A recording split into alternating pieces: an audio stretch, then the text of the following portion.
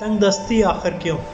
اللہ تعالیٰ نے رزق کے 16 دروازے مقرر کیے ہیں اور اس کی چابیاں بھی بنائی ہیں۔ جس نے یہ چابیاں حاصل کرنی وہ کبھی تنگ دست نہیں رہے گا۔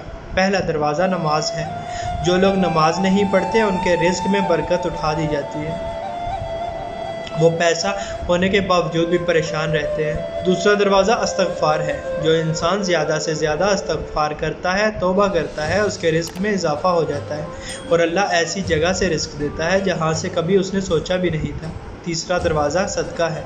اللہ نے فرمایا کہ تم اللہ کی راہ میں جو خرچ کرو گے اللہ اس کا بدلہ دے کر رہے گا۔ انسان جتنا دوسروں پر خرچ کرے گا اللہ اسے 10 گنا بڑھا کر دے گا۔ چوتھا دروازہ تقوی اختیار کرنا ہے۔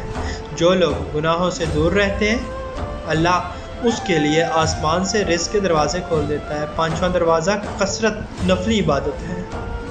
جو لوگ زیادہ سے زیادہ نفلی عبادت کرتے ہیں اللہ ان پر تنگ دستی کے دروازے بند کر دیتے ہیں۔ اللہ فرماتا ہے اگر تو عبادت میں کثرت نہیں کرے گا تو میں تجھے دنیا کے کاموں میں الجھا دوں گا۔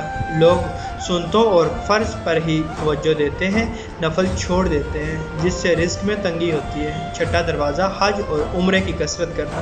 حدیث میں آتا ہے حج اور عمرہ گناہوں اور تنگ دستی کو اس طرح دور کرتے ہیں جس طرح آگ کی بھٹی سونا چاندی کی میل دور کرتے ہیں۔ ساتواں دروازہ رشتہ داروں کے ساتھ اچھے سلوک سے پیش آنا، ایسے رشتہ داروں سے بھی ملتے رہنا جو آپ سے قطع تعلق رکھتے ہیں۔ آٹھواں دروازہ کمزوروں کے ساتھ صلہ رحمی کرنا، غریبوں کے غم بانٹنا، مشکل میں کام آنا اللہ کو بہت پسند ہے۔ نوواں دروازہ اللہ پر توکل ہے۔ جو شخص یہ یقین رکھے کہ اللہ دے گا تو اسے اللہ ضرور دے گا اور جو شک کرے گا وہ پریشان ہی رہے گا۔ 10واں دروازہ شکر ادا کرنا ہے۔ انسان جتنا شکر ادا کرے گا اللہ رزق کے دروازے کھولتا چلا جائے گا۔ 11واں دروازہ ہے گھر میں مسکرا کر داخل ہونا۔ مسکرا کر داخل ہونا سنت بھی ہے۔ حدیث میں آتا ہے نبی صلی اللہ علیہ وآلہ وسلم فرماتے ہیں کہ رزق بڑھا دوں گا جو شخص گھر میں داخل ہو اور مسکرا کر سلام کرے۔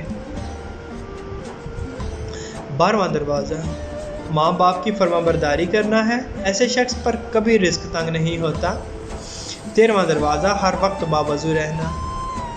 جو شخص ہر وقت نیک نیتی کے ساتھ باوضو رہے تو اس کے رزق میں کمی نہیں ہوتی۔ 14واں دروازہ چاشت کی نماز پڑھنا ہے جس سے رزق میں برکت بڑھتی ہے۔